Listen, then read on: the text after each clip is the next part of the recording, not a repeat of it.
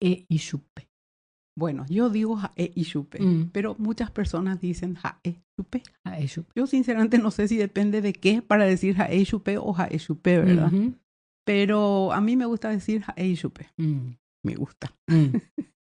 Bueno, es cuando por fin uno se anima a pararle el carro, como se dice a una persona que ya uno le tiene muy cargada con su actitud, en fin, molestosa ya, ¿verdad? Viene ya cargando mucho la tinta, como se dice, y uno muchas veces se calla por la paz, ¿verdad? Uno se calla, se va tragando, va pasando, pero llega un momento en el que uno dice, bueno, basta, hasta aquí. Y ahí es el supe. Le dije lo que tenía atorado en la garganta. Es ponerle fin a esa actitud ya pesada de esa persona molesta. Perfecto.